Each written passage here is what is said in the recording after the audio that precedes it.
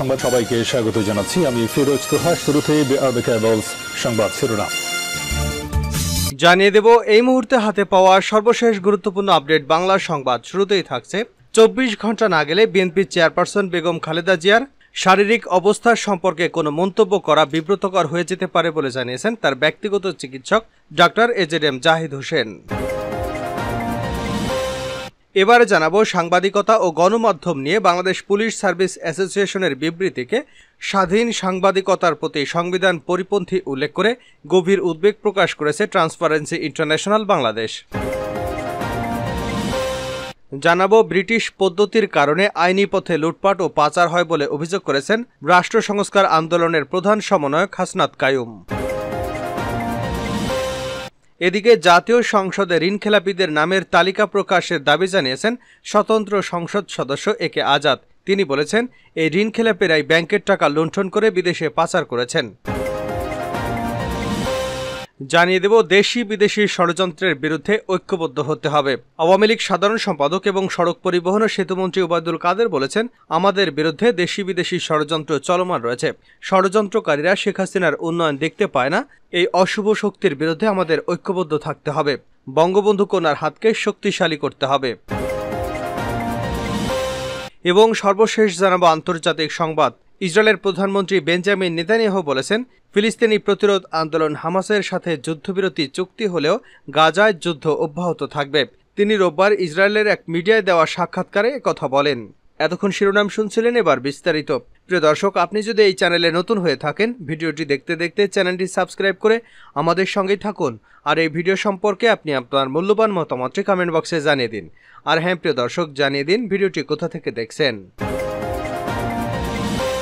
24 ঘন্টা না গেলে বিএনপি চেয়ারপারসন বেগম খালেদা জিয়ার শারীরিক অবস্থার সম্পর্কে কোনো ধরনের মন্তব্য করা বিব্রতকর হতে পারে বলে জানিয়েছেন তার ব্যক্তিগত চিকিৎসক ডক্টর এজেডএম জাহিদ হোসেন। রোববার রাতে রাজধানীর এভারকেয়ার হাসপাতালের গেটে সাংবাদিকদের কাছে এ তথ্য জানান তিনি। জাহিদ হোসেন বলেন, বেগম খালেদা জিয়ার সর্বশেষ অবস্থা হচ্ছে, আজকে প্রথমে সাময়িক পেসমেকার বসানো হয়েছে, পরে পার্মানেন্ট পেসমেকার লাগানো হবে। আজকে এই মুহূর্তে ক্রিটিক্যাল কেয়ার ইউনিটে চিকিৎসকদের তত্ত্বাবধানে সার্বক্ষণিক নিবিড় পর্যবেক্ষণে রয়েছেন। আগামী 24 ঘন্টা না গেলে ওনার শারীরিক অবস্থার সম্পর্কে কোনো ধরনের উক্তি বা কমেন্ট করা বিব্রতকর হয়ে যেতে পারে। কাজেই দেশবাসীর কাছে ওনার পরিবার, দলের ভারপ্রাপ্ত চেয়ারম্যান তারেক রহমানের পক্ষ থেকে দোয়া কামনা করছি। তিনি বলেন, গত শুক্রবার গভীর রাতে অত্যন্ত অসুস্থ অবস্থায় তাকে মেডিকেল বোর্ডের চিকিৎসকদের পরামর্শক্রমে এভারকেয়ার হাসপাতালে স্থানান্তর করা হয়। পরবর্তীতে তিনি ক্রিটিক্যাল কেয়ার ইউনিটে চিকিৎসাধীন আছেন। দুর্নীতিকে প্রশ্রয় এবং সুরক্ষা দেওয়ার অপচেষ্টা চলছে টিআইবি। সাংবাদিকতা এবং গণমাধ্যম নিয়ে বাংলাদেশ পুলিশ সার্ভিস অ্যাসোসিয়েশনের বিবৃতিকে স্বাধীন সাংবাদিকতার প্রতি সংবিধান পরিপন্থী উল্লেখ করে গভীর উদ্বেগ প্রকাশ করেছে ট্রান্সপারেন্সি ইন্টারন্যাশনাল বাংলাদেশ। বিষয়টিকে সম্প্রতি ফাঁস হওয়া সাবেক পুলিশ কর্মকর্তাদের বিপুল পরিমাণ অর্থ সম্পদ অর্জনের তথ্য প্রকাশে প্রতিবন্ধকতা সৃষ্টির পাশাপাশি পুলিশ বাহিনীর একাংশের দুর্নীতি সুরক্ষা প্রদানের অপচেষ্টা হিসেবে উল্লেখ করেছে সংস্থাটি। রোববার এক বিবৃতিতে টিআইবি বলেছে, ক্ষমতার অপব্যবহার এবং দুর্নীতির মাধ্যমে বিপুল সম্পদের মালিক হওয়ায় সাবেক পুলিশ কর্মকর্তাদের নিয়ে নিয়মিত সংবাদ প্রকাশ এবং প্রচারের পরিপ্রেক্ষিতে বাংলাদেশ পুলিশ সার্ভিস অ্যাসোসিয়েশনের বিবৃতি উটপাখির আচরণ সম। টিআইবি নির্বাহী পরিচালক ডক্টর ইফতেখারুজ্জামান বলেন, সাবেক পুলিশ কর্মকর্তাদের দুর্নীতির বিষয়ে সংবাদ প্রকাশকে উদ্দেশ্য প্রণোদিত উল্লেখ করে দেওয়া বিবৃতিটি পুরোপুরি উদ্দেশ্য প্রণোদিত। পুলিশ কর্মকর্তাদের সংগঠনের এমন বিবৃতি যে দুর্নীতি দায়ে অভিযুক্তদের সুরক্ষা প্রদানের একটি সুপরিকল্পিত প্রক্রিয়া, এমন মনে হওয়া মোটেও অমূলক নয়। দেশের আইনশৃঙ্খলা বাহিনীর কর্মকর্তাদের সংগঠনের এই বিবৃতি একদিকে যেমন সংবিধান স্বীকৃত স্বাধীন সাংবাদিকতার প্রতি সরাসরি হুমকি ও গণমাধ্যমের কণ্ঠরোধের প্রচেষ্টা, অন্যদিকে তেমনি নাগরিকদের তথ্য জানার অধিকার নিশ্চিতের অধিকারের সুস্পষ্ট লঙ্ঘন। মূলত বাস্তবতাকে অস্বীকার করে পুলিশ সার্ভিস অ্যাসোসিয়েশন যে উটপাখির মতো বালিতে মুখ গুজে রাখার চেষ্টা চালাচ্ছে, এমন মন্তব্য করা মোটেও অযুক্তি হবে না। পুলিশের এই ভূমিকাকে দুর্নীতি তথ্য গোপনের মাধ্যমে অবৈধতা প্রসারে লাইসেন্স হিসেবে ব্যবহারের কোনো সুযোগ নেই উল্লেখ করে ডক্টর জামান বলেন, বাংলাদেশের স্বাধীনতা যুদ্ধ শুরু করে বিভিন্ন সংগ্রাম, দুর্যোগ কিংবা সংকটে পুলিশের অবদানকে আমরা শুধুমাত্র অস্বীকারই করি না, প্রশংসার সঙ্গে স্মরণও রাখি। কিন্তু এই অবদানকে অপরাধের সুরক্ষা লাইসেন্স হিসেবে ব্যবহার বা অপরাধের জন্য বিচারহীনতার সুযোগের হাতিয়ার হিসেবে ব্যবহার করা দুরভিসন্ধি পুলিশ নৈতিকতাকে প্রশ্নবিদ্ধ করে। ব্রিটিশ পদ্ধতির কারণে আইনি পথে লুটপাট এবং পাচার হয় হাসান কায়ুম। রাষ্ট্র সংস্কার আন্দোলনের প্রধান হাসনাত কায়ুম বলেছেন, ব্রিটিশ লিগ্যাল সিস্টেম খুব ভালো বলে যে বাহবা দেওয়া হয়, সেটার মাধ্যমে আদতে কলোনিয়াল লিগ্যাল সিস্টেমকে বৈধতা দেওয়া হয়। যে লিগ্যাল সিস্টেম ছিল কলোনি চালানোর প্রধান হাতিয়ার, এর মাধ্যমে এই হাতিয়ার আড়ালো করা হয়। তাদের লিগ্যাল সিস্টেমে লিখিত রূপ ভারত শাসন আইন, পাকিস্তানের সংবিধান হয়ে বাংলাদেশের ৭২ সালের সংবিধানের মাধ্যমে স্বাধীন বাংলাদেশে পুনঃপ্রতিষ্ঠা করা হয়। রবিবার বিকাল ৫টায় রাজধানীর তোপখানার মেহরাবা প্লাজায় দলের প্রধান কার্যালয়ে রাষ্ট্র সংস্কার আন্দোলন আয়োজিত ২৬৮তম পলাশী দিবস উপলক্ষে দখল, লুটপাট এবং পাচারের সেকাল ও একাল শীর্ষকে আলোচনা সভায় তিনি এসব কথা বলেন। তিনি আরও বলেন, এই লিগ্যাল সিস্টেম ব্যবহার করেই এখানে আইনি পথে লুটপাট করা হয় এবং আইন ব্যবহার করেই পাচার করা হয়। কলোনিয়াল সিস্টেম এখন মাফিয়া সিস্টেমে পরিণত হয়েছে। সংসদে ঋণখেলাপিদের নাম প্রকাশের দাবি একে আজাদের। জাতীয় সংসদে ঋণখেলাপিদের নামের তালিকা প্রকাশের দাবি জানিয়েছেন স্বতন্ত্র সংসদ সদস্য একে আজাদ। তিনি বলেছেন, এই ঋণখেলাপেরাই ব্যাংকের টাকা লুণ্ঠন করে বিদেশে পাচার করেছে। রোববার জাতীয় সংসদে ২০২৪-২৫ অর্থবছরে প্রস্তাবিত বাজেটের উপর সাধারণ আলোচনায় অংশ নিয়ে একে আজাদ এসব কথা বলেন। তিনি বলেন, বাংলাদেশ ব্যাংকের হিসেবে খেলাপি ঋণ ১,৮২,০০০ কোটি টাকা। মূলত খেলাপি ঋণের পরিমাণ ৫ লাখ কোটি টাকা। এই টাকা কারা নিল তা সবারই জানা। এ মন্তব্য করে তিনি বলেন, অর্থমন্ত্রীকে অনুরোধ করছি, আপনি স্বচ্ছতা এবং জবাবদিহিতার জন্য সংসদে তাদের নাম প্রকাশ করুন। তারাই ব্যাংকের টাকা লুণ্ঠন করে বিদেশে পাচার করেছে। স্বতন্ত্র এই সংসদ সদস্য বলেন, এখন যদি ১৫% কর দিয়ে তাদের টাকা আনতে দেওয়া হয়, এটা হবে অন্যায়।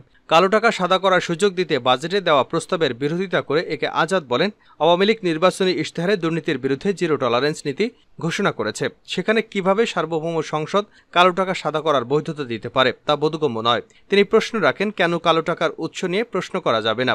একে আজাদ বলেন, এবারের বাজেটের পরিচালন ব্যয় ধরা হয়েছে ৫,০৬,৯৭১ কোটি টাকা।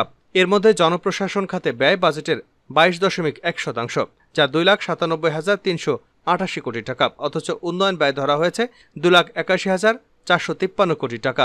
একটা মন্ত্রণালয়কে বাজেটের ২২% দিয়ে দেওয়া হলে তা শরীরের চেয়ে মাথা ভারী হয়ে যাওয়ার মতো ব্যাপার হয়ে দাঁড়ায়।